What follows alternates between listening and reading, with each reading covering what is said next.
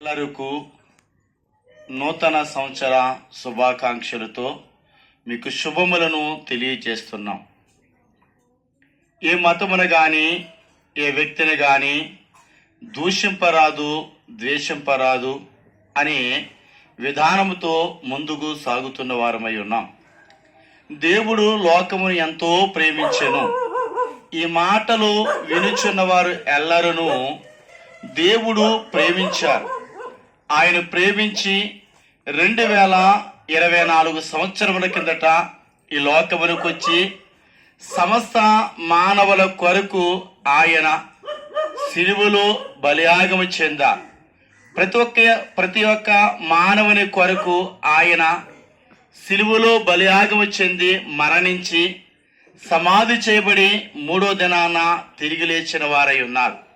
ఇది ఎవరైతే నమ్ముతున్నారో నమ్మిన వారికి దేవుడు గొప్ప ఆశీర్వాదము అనగా పరలోక రాజ్యమును అనుగ్రహించుచున్న వారై ఉన్నారు.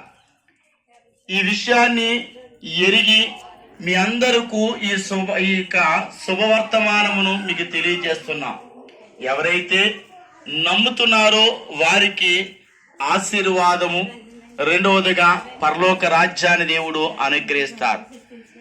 పరలోక రాజ్యముతో పాటుగా ఇహలోకములో మీకు ఏ అవసరమైతే ఉన్నదో ఆ యొక్క అవసరాన్ని బట్టి ప్రభుని మీరు ప్రార్థించగా, మీరు గదిలో ఉండి మీరు ప్రార్థన చేయగా దేవుడు ఆలకించి మీకు సమాధానం ఇచ్చును.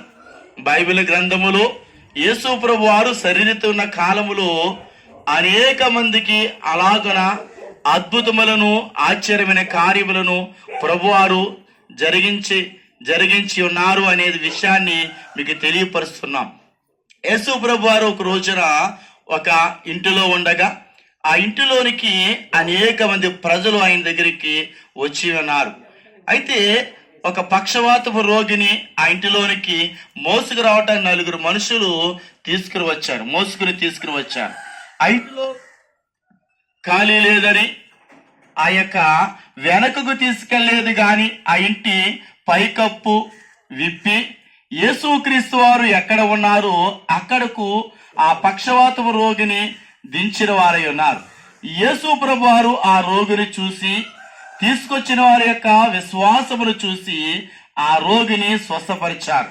అలాగే ఈరోజు కూడా దేవుని యొక్క ఆలయములోనికి, దేవుని మందిరములోనికి ఎవరైతే వచ్చి అయ్యా నాకు ఈ సమస్య, నాకు ఈ రోగం అని తెలియపరుస్తున్నారో, ప్రార్థిస్తున్నారో వారికి ఈ రోజును కూడా యేసు ప్రభు వారు స్వస్థపరచనై ఉన్నారు.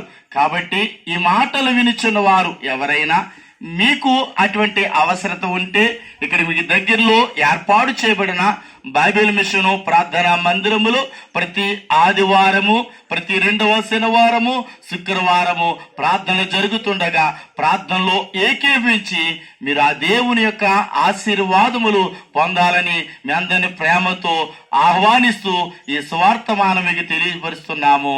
ఆమేన్. దయానిధి కలిగిన దేవా మీకు వేలాది వందనాలు.